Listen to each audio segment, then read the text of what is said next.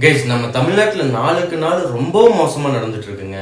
தென்காசி மாவட்டத்துல புளியங்குடிங்கிற ஒரு ஊர்ல ஒரு ஸ்கூல்ல பாத்தீங்கன்னா வெறும் ஒரு 5 வயசு குழந்தைங்க கார் ஏத்தி கொண்டிருக்காங்க. இதுல என்ன பிரச்சனை அப்படின்னு பாத்தீங்கன்னா, இது ஆக்சிடென்டா நடந்த மாதிரி யாருக்குமே தெரியல. ஏன்னா மக்களோட அத்தனை போராட்டம் அங்க நடந்துட்டு இருக்கு. ஸோ நைட்டோட நைட்டா பாத்தீங்கன்னா சிசிடிவில இருக்கக்கூடிய ஃபுட்டேஜ் நிறைய டெலீட் பண்ணிருக்காங்க. அது மட்டும் இல்லாம ஹாஸ்பிட்டல்ல அந்த குழந்தைய சேர்த்ததை வீட்டுல பேரண்ட்ஸ் கிட்ட ஃபர்ஸ்ட் இன்ஃபார்ம் பண்ணவே கிடையாதுங்க. ரொம்ப நேரம் கழிச்சு எப்படியோ நியூஸ் போய் தான் அவங்களுக்கு முன்னாடி வந்திருக்காங்க. ஸோ இதுல என்னன்னா ட்ரீட்மெண்ட் பண்ணிட்டு இருக்கேன்னு சொல்லியே பாத்தீங்கன்னா ரொம்ப நேரம் வந்து ட்ரை பண்ணி அதுக்கப்புறம் இவ்வளவு விஷயம் வெளியே வந்திருக்குங்க.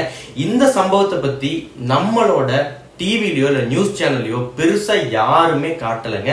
ஏன்னா அந்த அளவுக்கு உள்ள பாத்தீங்கன்னா அரசியல்வாதிகளோட இன்வால்மெண்ட், பெரிய பெரிய ஆளுகளோட இன்வால்மெண்ட், மக்களோட சப்போர்ட் இல்லாம எல்லா வேலையும் இவனுங்க பண்றானுங்க. ஏன்னா வெறும் 5 வயசு குழந்தைங்க, அந்த குழந்தைக்கு அடிபட்டு அது ஸ்பாட்லயே இறந்துருக்கு. ஆனா அந்த விஷயத்த மூடி மறைச்சிட்டானுங்க. இந்த மாதிரி ஒவ்வொரு நாள் பாத்தீங்கன்னா தமிழ்நாட்டுல நாளுக்கு நாள் பாத்தீங்கன்னா அக்கிரமம் ஜாஸ்தியாயிட்டே தான் இருக்கு.